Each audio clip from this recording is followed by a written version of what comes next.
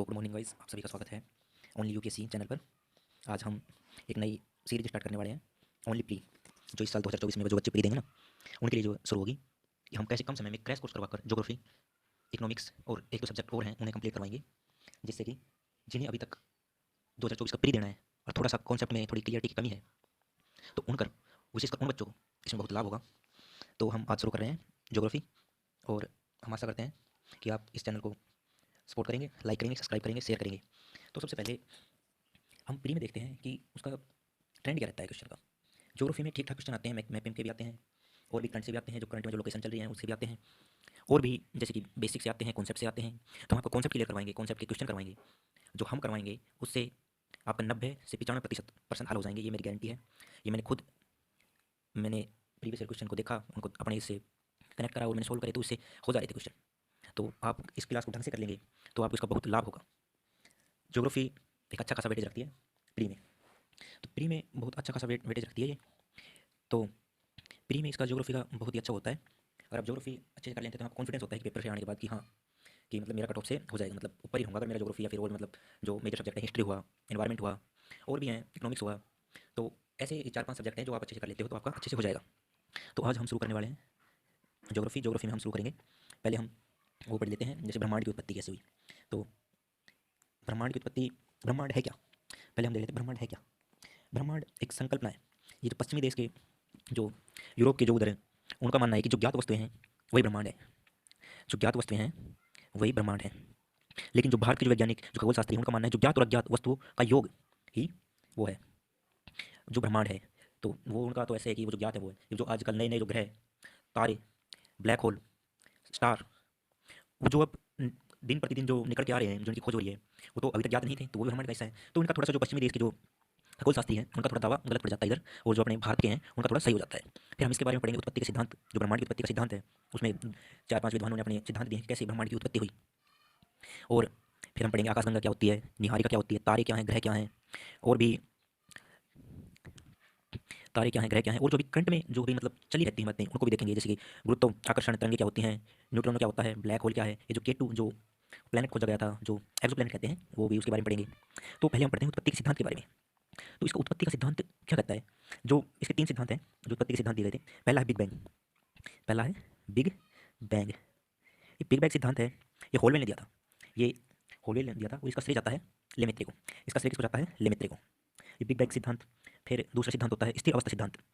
ये स्थिर अवस्था सिद्धांत भी देखेंगे क्या होता है। फिर दोलायमान सिद्धांत भी देखेंगे ये क्या होता है। तो चलो शुरू करते हैं बिग बैंग सिद्धांत से। जो ये बिग बैंग सिद्धांत है, इसमें ये लेमेत्रे और होलवेल ने ऐसे कहा था कि एक पहले अदृढ़ कण था, एक जिसका हाई टेम्परेचर और हाई प्रेशर था, जिसके अंदर इतना हाई टेम्परेचर, इतना हाई प्रेशर था कि ये ब्लास्ट हो गया। ब्लास्ट हुआ तो ये फैलने लगा, ये फैलने लगा 14 अरब, 14, इसको मतलब 14 तो कह देते हैं लेकिन इसका राउंड ऑफ करके 14 कह देते हैं, लेकिन मानते हैं वैज्ञानिक और खगोलशास्त्री ये 13.7 अरब वर्ष पूरा हुआ था, ये था। और इससे पहले का ये जो ये मैं बना रहा हूँ, ये इसको कहते हैं डार्क एज। इसमें वैज्ञानिकों को कोई जानकारी नहीं है इसके अंदर क्या हुआ था, कैसे क्या है, मतलब कैसे हुआ, तो इसको डार्क एज कह देते हैं। इसमें वैज्ञानिकों को कोई आइडिया नहीं है इस एज में क्या हुआ था, इसलिए इसको डार्क एज कहते हैं। फिर ये फैलता गया, फैलता गया, आगे अभी भी ये फैल ही रहा है, लेकिन खगोलशास्त्री का मानना है कि अभी ब्रह्मांड फैल ही रहा है। फिर जैसे कि फैलते गया, फिर हमारी जो आकाशगंगा है, मंदाकिनी, मिल्की वे, वो उसकी उत्पत्ति हुई। उसकी उत्पत्ति में फिर सूर्य हुआ, सूर्य की उत्पत्ति के बाद पृथ्वी, फिर चंद्रमा, ऐसे ही फैलता ही जा रहा है, फैलता ही जा रहा है। इसमें अनेकों करोड़ों अरबों खरबों तारे, ग्रह, क्षुद्र ग्रह, उल्कापिंड, बहुत ही अनंत ये चलता जा रहा है। ये ग्रह में फिर ये जैसे कि फैलता जा रहा है वैसे वैसे ठंडा भी होता जा रहा है। ठंडा हुआ तो ये संगीन हुआ, मतलब सिकुड़ा, और इसमें ग्रेविटी आ गई, इसमें ग्रेविटी आ गई, इसका फिर ये ग्रेविटी आ गई इसमें। फिर ये बिग बैंग का जो सिद्धांत है, इसको डॉपलर अभिरक्त सिद्धांत या फिर रेड डिस्प्लेसमेंट भी कहते हैं। ये बिग बैंग को प्रूव करता है। इसको कौन प्रूव करता है, इसको प्रूव करता है डॉपलर अभिरक्त विस्थापन। भाई हमको जैसे प्री में क्वेश्चन पूछ लिया गया कि भाई बिग बैंग को प्रूव कौन करता है, तो ऑप्शन दे देगा, एक ऑप्शन दे देगा डॉपलर अभिरक्त विस्थापन, डिस्प्लेसमेंट। तो हमें इस पर टिक लगाना होगा। जो अभी हम आपको करवा रहे हैं कॉन्सेप्ट क्लियर, और थोड़ा फैक्ट भी बता रहे हैं कॉन्सेप्ट के साथ साथ। तो आप कॉन्सेप्ट के साथ फैक्ट पढ़ेंगे तो आपको फैक्ट ज़्यादा याद होंगे, लंबे समय तक याद होंगे, और आपको कॉन्फिडेंस भी होगा क्योंकि आपने कॉन्सेप्ट क्लियर है, तो फैक्ट अपने आप ही दिमाग में बैठ जाएगा कि ये कैसे हुआ, तो ये फैक्ट भी याद हो जाएगा। जैसे कि पृथ्वी की उत्पत्ति, जैसे कि कहते हैं कि बिग बैंग सिद्धांत से पूरे ब्रह्मांड की उत्पत्ति हुई। तो बिग बैंग सिद्धांत है क्या, आपने कॉन्सेप्ट समझ लिया, तो क्वेश्चन में बिग बैंग सिद्धांत से कोई भी क्वेश्चन आए तो आप उसको हल कर लेंगे आसानी से। तो ऐसा है, तो आपको कॉन्सेप्ट को अच्छे से समझें, फैक्ट भी बीच बीच में बता रहा हूँ आपको। फिर दूसरा है स्थिर अवस्था सिद्धांत। स्थिर अवस्था सिद्धांत, इसमें यह कहा गया कि ब्रह्मांड में जितनी वस्तुएं नष्ट होती हैं उतनी ही नहीं बन जाती हैं। इसमें खगोलशास्त्री का कहना था कि जितनी भी, जैसे कि ये मान लेते हैं ये इधर ब्रह्मांड है, इधर ये इधर है, तो ये फैल भी रहा है। ये फैलने के साथ साथ इसमें चीज़ें क्या हो रही हैं, नष्ट भी हो रही हैं, और उतनी जितनी चीज़ें नष्ट हो रही हैं उतनी ही इसमें वापस जुड़ती जा रही हैं, वापस इसमें जुड़ती जा रही हैं। तो आप स्थिर अवस्था सिद्धांत, लेकिन इसका कोई इतना मतलब इसको इतनी मान्यता नहीं मिल पाई। फिर दूसरा है दोलायमान सिद्धांत। दोलायमान सिद्धांत ये कहता है कि ब्रह्मांड फैलता भी है और सिकुड़ता भी है। तो इसका ऐसा है कि ब्रह्मांड पहले इतना था तो ये फैलकर इतना हो गया, फिर ये इतना था तो ये अंदर होकर इतना हो गया। तो इसमें दोलायमान सिद्धांत में यह है कि ब्रह्मांड फैलता भी है और सिकुड़ता भी है, और ये कितने समय के अंतराल में होता है, तो 20 बिलियन वर्ष के अंतराल में। तो आपको ये बात ध्यान रखनी है कि 20 बिलियन अंतर, लेकिन ये इतना फिगर याद करने की जरूरत नहीं है। बस आपको जैसे कि मैं तो इतना बता रहा हूँ कि जैसे आ गया तो मेंस में भी आपको लिखने में थोड़ी वो नहीं होगी, क्वेश्चन आ गया तो आप लिख लेंगे, आराम से हैंडल कर लेंगे। तो हम इतना भी करवा रहे हैं कि आप मेंस में भी लिखने की अवस्था में हो, आपको ब्लैंक ना लगे बिल्कुल भी कि हमें ये हमने क्या पढ़ा था और आ क्या गया। जैसे कि ये है कि जो हमारा ये सूर्य है, ये हमारी आकाशगंगा, ये मान लो आकाशगंगा है हमारी मिल्की वे। ये तो मेरी ड्राइंग ऐसी है, तो ये इसको देखते हैं कि ये जो 25 करोड़ वर्ष में ये पूरी, जैसे कि मान लेते हैं इसका चक्कर लगा लेता है, जैसे कि ये ऐसे नहीं डूबेगा, ये मान लो ये हमारा सूर्य है, ये मान लेते हैं हमारा सूर्य है इधर गोल, और ये हमारी मिल्की वे है आकाशगंगा में, मंदाकिनी में इसको है। भाई आप ना हिंदी के साथ इंग्लिश के भी वो जो इनके जो मीनिंग वर्ड होते हैं उनको देख लिया करो। कई बार यूपीएससी ट्रांसलेशन में या फिर कई बार ऐसे शब्द दे देती है जिनका इंग्लिश में तो मीनिंग एक ही होता है लेकिन हिंदी में अलग अलग मीनिंग होते हैं, तो जैसे जिससे स्टूडेंट कंफ्यूज हो जाते हैं। तो आपको थोड़ा एक बार इसका भी ध्यान रखें कि थोड़ा एक बार इंग्लिश वर्ड को भी देख लें, क्योंकि इंग्लिश भी यार थोड़ा थोड़ा चलना जरूरी है। तो ये अपना मतलब एक पूरा चक्कर लगा लेता है 25 करोड़ वर्ष में। भाई ये आपको थोड़ा सा याद रखें 25 करोड़ वर्ष में, और इसको कहते हैं गैलेक्टिक ईयर कह देते हैं। जो सूर्य अपनी मिल्की वे का चक्कर लगाता है एक एक चक्कर 25 करोड़ वर्ष, अप्रोक्स 25 करोड़ वर्ष में एक चक्कर लगा लेते हैं, उसको गैलेक्टिक ईयर कहते हैं। तो ये हमने उत्पत्ति तो पढ़ ली, उत्पत्ति में हमने जो पढ़ा था मैं आपको फिर बता देता हूँ। पहले हमने पढ़ा था बिग बैंग का सिद्धांत, पहले हमने पढ़ा था बिग बैंग वाला, फिर हमने पढ़ा था स्थिर अवस्था सिद्धांत, फिर हमने पढ़ा था दोलायमान सिद्धांत। तो ये हमने 3 सिद्धांत पढ़े थे। अब हम पढ़ते हैं आगे। तो आगे है आकाशगंगाएँ। आकाशगंगाएँ आकाशगंगाएँ जो होती हैं वे 2 भुजा वाली भी होती हैं, 3 भुजा वाली भी होती हैं और 1 भुजा वाली भी होती हैं। ये 3 वाली भी होती हैं, 2 वाली भी होती हैं और 1 वाली भी होती हैं। जो जो ये 2 वाली होती है ना,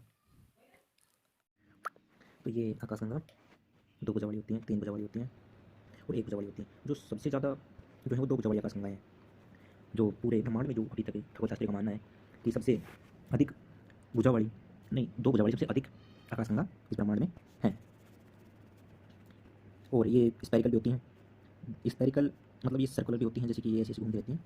ये अर्ध दीर्घवृत्ताकार मतलब ऐसी होती हैं, मतलब सेमी सर्कल के आकार की भी होती हैं। और ये एनीमिक भी होती हैं, ये कैसी भी हो सकती हैं, ऐसी भी हो सकती हैं, ऐसी भी हो सकती हैं, मतलब इनका कोई शेप नहीं होता। तो ये 3 प्रकार की आकाशगंगाएँ हमारे ब्रह्मांड में पाई जाती हैं। ये 3 प्रकार की आकाशगंगाएँ हमारे ब्रह्मांड में पाई जाती हैं। तो हमारी जो मिल्की वे आकाशगंगा है वो स्पेरिकल है, वो स्पेरिकल है, ऐसी ऐसी ऐसी है। और हमारी भी 2 भुजा वाली है, जो हमारी आकाशगंगा है वो 2 भुजा वाली है, मंदाकिनी, जिसे हम मंदाकिनी कहते हैं। और ये हम देखते हैं निहारिका क्या होती है। निहारिका नेबुला, जिसे आप नेबुला भी कह सकते हैं इंग्लिश में, इंग्लिश की टर्म याद रखा करो, इंग्लिश में थोड़ा सा मतलब आइडिया लग जाता है अगर किसी ने जो सॉरी जो गैस एवं धूल का बादल, जो गैस एवं धूल का बादल, जैसे कि आपने कभी गैस जैसे होली में रंग उड़ाया होगा ना, वैसे मतलब वैसा टाइप का दिखता है, जिसे नेबुला कहते हैं। जो अपने सबसे पास वाली जो आकाशगंगा है, जो अपने क्लोजेस्ट क्लोजेस्ट कह सकते हैं मुझे, जो क्लोजेस्ट जो अपनी आकाशगंगा है, जो अपनी जो जैसे कि ये अपनी यहाँ पर है मिल्की वे, और इसके पास में जैसे कि और ये इधर है एंड्रोमेडा। एंड्रोमेडा जिसे एंड्रोमेडा कहते हैं वो सबसे निकटतम आकाशगंगा है एंड्रोमेडा। और इसका निकटतम तारा, जो इसके जो सबसे निकटतम तारा है, जो हमसे जो सबसे निकटतम तारा है, जैसे कि जो हमारे सूर्य के, जैसे कि हमारा सूर्य है सन, और जो स्टार है, ये कुछ स्टार है जो है वो प्राक्सिमा सेंचुरी, प्राक्सिमा सेंचुरी कहते हैं उसे, इसका नाम है प्राक्सिमा सेंचुरी, प्राक्सिमा सेंचुरी, सेंचुरी, इसको प्राक्सिमा सेंचुरी कहते हैं। तो आप ये फैक्ट के लिए याद कर ले, प्री में तो ऐसे फैक्ट पूछे जा सकते हैं, तो आप इन्हें थोड़ा सा मतलब याद रखें। सबसे चमकीला तारा, सबसे जो चमकीला तारा, चमकीला तारा, जो चमकीला तारा है वो कौन सा है, हमारी जो आकाश, जो हमारी आकाशगंगा में जो सबसे चमकीला तारा है वो है सीरियस, ऐसे हम कहते हैं इसको, हम सीरियस भी कहते हैं, सीरियस, और या इसे हम कहते हैं डॉग स्टार, डॉग स्टार। तो आप ये थोड़ा याद रखेंगे, ये प्री के लिए इंपॉर्टेंट हो जाते हैं। तो जो सबसे निकटतम जो तारा है वो है प्राक्सिमा सेंचुरी, और जो सबसे चमकीला तारा है वो है सीरियस या डॉग स्टार। इसमें आप थोड़ा कन्फ्यूज ना हो, जो निकटतम है वो है प्राक्सिमा सेंचुरी, और जो सबसे चमकीला तारा है वो है सीरियस या डॉग स्टार।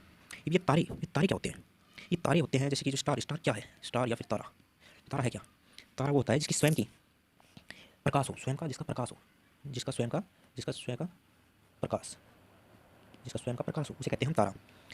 तारा जैसे हमारा एक सन, सन भी एक स्टार है क्योंकि उसका स्वयं का ही प्रकाश है।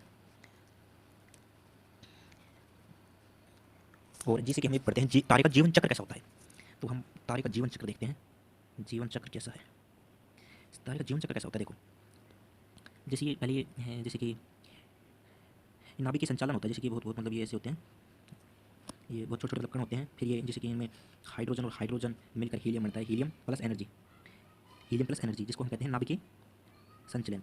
नाभिकीय, जिसे हम कहते हैं नाभिकीय संचलन, नाभिकीय संचलन कहते हैं जिसे हम, नाभिकीय संचलन होता है वो। फिर जो नाभिकीय संचलन से जो आगे जो बनता है उसको कहते हैं हम भ्रूण तारा, जो बनता है भ्रूण तारा। जैसे कि आप देखें, ये फिर बनता है भ्रूण तारा बन जाता है। ये भ्रूण तारा जिसे कहते हैं हम स्टालर नेबुला, जिसे हम स्टालर नेबुला भी कह सकते हैं, स्टालर नेबुला, सॉरी, जिसे हम स्टालर नेबुला भी कह सकते हैं। फिर ये जो भ्रूण तारा होता है, जो ये भ्रूण तारा बना है, इसमें फिर जैसे कि हाइड्रोजन हीलियम बढ़ते इसमें मतलब बहुत ज़्यादा हो जाता है। हाइड्रोजन हीलियम, फिर कार्बन बनता है, हीलियम से कार्बन, कार्बन से ऑक्सीजन, ऑक्सीजन से आयरन, आयरन बनने के बाद आयरन होता है बहुत भारी, हैवी मेटल है। हैवी मेटल जो आयरन है Fe, ये बहुत ही हैवी मेटल है, जिससे वो तारा ब्लास्ट हो जाता है, उसके अपने अंदर मतलब सब कुछ ब्लैक होल बन जाता है, ब्लैक होल बनने की अवस्था में आ जाता है। हम ब्लैक होल भी बताएंगे ब्लैक होल क्या होता है। जैसे फिर रेड जाइंट जो तारा होता है फिर बनता है वो रेड जाइंट, रेड जाइंट बनता है, ये भी बताएंगे रेड जाइंट कैसे बनता है, जिसे हम कहते हैं रक्त दानव। फिर वाइट डवार्फ बनता है, फिर ब्लैक डवार्फ बनता है, ब्लैक डवार्फ से फिर बनता है ये सुपर नोवा, सुपर नोवा भी फिर जिसे न्यूट्रॉन, न्यूट्रॉन बनता है, और एक बनता है ब्लैक होल, इधर बनता है ब्लैक होल, ये होता है ब्लैक होल जो एक भ्रूण तारे से स्टार्ट हुआ और ये बनता होता ब्लैक होल और न्यूट्रॉन बन जाता है, ब्लैक होल और न्यूट्रॉन बन जाता है। अब हम देखते हैं कि ब्लैक होल कैसे बनता है। ब्लैक होल बनता है ऐसे, जैसे कि ये है एक स्टार है, इसके सेंटर में न्यूट्रॉन, न्यूट्रॉन प्रोटॉन ये होते हैं, ये हीलियम, इसके अंदर हीलियम प्लस हीलियम बन के हाइड्रोजन बनता है, नहीं सॉरी, हाइड्रोजन और हाइड्रोजन रिएक्शन करके आपस में दो हाइड्रोजन रिएक्शन करते हैं तो एक हीलियम बन जाता है, और ये फिर रिएक्शन होता रहता है। फिर एक टाइम ऐसा आता है ये जो हाइड्रोजन से हीलियम बन जाता है ये बंद हो जाता है, फिर इसमें कार्बन बनने लगता है, इसके अंदर कार्बन बनने लगता है, इधर कार्बन फिर ऑक्सीजन, फिर बनता है आयरन Fe, जिसका आयरन, ये बहुत हैवी होता है, भारी होता है, ये भारी होता है, नाभिकीय संचलन की तरह होता, ये बहुत हैवी होता है। ये जो इसके अंदर सेंटर में होता है ये अपने अंदर सब कुछ खींचना चाहता है, जैसे कि अंदर बन गया तो ये अपने अंदर सब कुछ खींचना चाहता है। जैसे कि हाइड्रोजन हीलियम बनते हैं, जब फिर ये कार्बन बनने लगता है तो ये इधर नाभिकीय इसका संचलन समाप्त हो जाता है, ठीक है, एक साथ हो जाता है। तो हमने देख लिया कि कैसे, अब हम देखते हैं कि ये red dwarf, white dwarf, black dwarf, red giant, और ये कैसे बनते हैं, ब्लैक होल, सुपरनोवा, न्यूट्रॉन, ये कैसे बनते हैं न्यूट्रॉन तारा। तो इसके लिए हम चलते हैं इधर, ये कैसे बनता है, जैसे कि हम अब देख सकते हैं कि ये जो इधर जो आयरन बनता है इधर इसके अंदर, ये स्टार के सेंटर में, तो ये अपने अंदर सब कुछ खींचना चाहता है क्योंकि हैवी में बहुत है अंदर, इसका घनत्व बहुत ज़्यादा, डेंसिटी इसकी बहुत हाई हो जाती है, तो ये अपने अंदर सब कुछ खींचना चाहता है। फिर इस तार के अंदर विस्फोट हो जाता है, जैसे कि इधर ये सब कुछ खींच लेगा तो इसकी ब्लास्ट हो जाएगा, ये ब्लास्ट हो जाएगा, यहाँ पर ये ब्लास्ट होगा। ये ब्लास्ट कब होगा, जब इसका जो सूर्य से 1.44 गुना से कम हो, तब यह वाइट ड्वार्फ ब्लैक ड्वार्फ कहलाता है। जो ये ब्लास्ट होगा, जो इसका घनत्व, द्रव्यमान, डेंसिटी, द्रव्यमान जो इसकी डेंसिटी है वो 1.44 से कम हो, तब ये वो कहलाता है, क्या कहते हैं इसको, तब ये कहलाता है वाइट ड्वार्फ या ब्लैक ड्वार्फ। तो ये ब्लैक ड्वार्फ कहलाता है यदि तारे का द्रव्यमान सूर्य के बराबर या ज़्यादा हो जाए, कि द्रव्यमान के 1.44 से अधिक हो जाए तो सुपरनोवा बन जाता है। जैसे कि आप देखिए, जैसे कि ये है सूर्य की डेंसिटी, जैसे कि मान लेते हैं ये कुछ भी होगी, ये सूर्य की द्रव्यमान डेंसिटी कहते हैं, इससे इसकी जैसे सूर्य ये होगी, ये बन जाएगा सुपरनोवा। कब, जब ये सूर्य की डेंसिटी इससे 1.44 अधिक द्रव्यमान हो जाए तो बन जाएगा सुपरनोवा। सुपरनोवा भी बन गया, सुपरनोवा बन जाता है यहाँ पर। सुपरनोवा बनने के बाद यदि द्रव्यमान 3 गुना से कम हो, जैसे कि 1.44 से तो ज़्यादा लेकिन 3 गुना से कम हो, तो वो बन जाता है न्यूट्रॉन तारा। अगर उसका द्रव्यमान डेंसिटी 3 गुना से अधिक हो, 3 गुना से अधिक हो, तो वो बन जाता है ब्लैक होल। तो ऐसे बनता है ब्लैक होल। अगर किसी तारे की डेंसिटी सूर्य की डेंसिटी से 3 गुना से अधिक हो जाए तो वो बन जाता है ब्लैक होल। ये ब्लैक होल की पहली तस्वीर अप्रैल 2019 में इवेंट होरिजन टेलीस्कोप, जिसे EHT कहते हैं, जिसमें 8 टेलीस्कोप का जो नेटवर्क है वो होता है, उसने ली थी। ब्लैक होल को देखा नहीं जा सकता, ब्लैक होल को देखा नहीं जा सकता, जैसे कि ब्लैक होल को ऐसे नहीं देखा जा सकता क्योंकि ब्लैक होल तो ब्लैक होता है, और उसके साइड में ऐसे आपने तस्वीर देखी तो ऐसे ऐसे मतलब प्रकाश ऐसे गुजरता रहता है, ऐसे इधर से, जैसे कि ऐसे ऐसे गुजरता रहता है उसके ऊपर से और नीचे से, तो ये ब्लैक होल, तो इसको देखा नहीं जा सकता, ये ब्लैक होता है। तो हम आशा करते हैं आपको ये चैप्टर समझ में आया होगा, अच्छा लगा होगा। अगर कुछ भी ना समझ में आया हो तो आप कमेंट सेक्शन में बता सकते हैं, और अपने डाउट भी बता सकते हैं कि कैसे या फिर कैसे हमें समझ में नहीं आया और हम कैसे बेहतर कर सकते हैं, और आपको समझाने के लिए तो आप प्लीज़ कमेंट सेक्शन में अपनी राय दें। और एक जो आप इसके लिए आप एक बार इस मुश्किल से 10-15 दिन लगेंगे, आप 6 से लेकर 12 तक की एक NCERT जो ज्योग्राफी की है वो अवश्य पढ़ें, और जो 11th की जो NCERT है उन्हें जो एक 11th की NCERT आती है उसको भी आप अवश्य पढ़ें, और ढंग से पढ़ें, लाइन बाय लाइन पढ़ें, और उसका अच्छे से जिसे कहते हैं ना आत्मसात कर लें, वैसे कर लें, क्योंकि जो 11th क्लास की जो NCERT है वो बहुत ही इंपॉर्टेंट है। उसमें इतना कॉन्सेप्ट आपका क्लियर भी हो जाएगा अगर आप उसे ढंग से पढ़ेंगे। आपको कहीं जाने की जरूरत नहीं है, कोचिंगों में लाखों रुपए ऐसे ही देने की कोई जरूरत नहीं है, आप NCERT करें, और बहुत मतलब यूट्यूब पे भी बहुत अच्छे टीचर अवेलेबल हैं, आप वहाँ से पढ़ें, और बिना फालतू में कोचिंग में जाकर, दिल्ली में जाकर, मुखर्जी नगर जाकर अपने टाइम, पैसा और वहाँ पर जाकर जो आपको लूटते हैं, जिसका फ्रॉड होता है। जैसे कि अभी भी खबरें आती हैं कि बहुत हाई है, मतलब 2.5 लाख तक की फीस है अगर पूरा लगाएं तो ऑप्शनल के साथ, तो मतलब बहुत हैवी चार्ज करते हैं वो। तो आपको वहीं जाने की कोई जरूरत नहीं है, मतलब जिसको अगर जाना है वो जा सकता है, जो अफोर्ड कर सकता है। जैसे कोई जो अफोर्ड नहीं कर सकता उनके लिए यूट्यूब और भी बहुत, मतलब टेलीग्राम पे बहुत ऐसे चैनल बने हुए हैं जो आपकी सहायता कर देंगे। मटेरियल की कोई कमी नहीं है, मटेरियल आपको 1 रुपये खर्च नहीं होगा, आपके पास सब कुछ अवेलेबल है। और आपको करना चाहते हो तो आप कर सकते हो। इसी के साथ इस चैप्टर को यहीं खत्म करते हैं, और आप प्लीज़ आपका सब्सक्राइब करें इस चैनल को, और ज़्यादा से ज़्यादा इन्फॉर्मेटिव एंड क्रैश कोर्स हम ला रहे हैं, इकोनॉमिक्स का, ज्योग्राफी का और हिस्ट्री का। हिस्ट्री में जो एंशंट और जो मॉडर्न है उसका, और मिडाइवल भी करवा देंगे, मतलब मिडाइवल का तो इतना है नहीं लेकिन हम करवा देंगे। तो इसी के साथ हम विदा लेते हैं। धन्यवाद।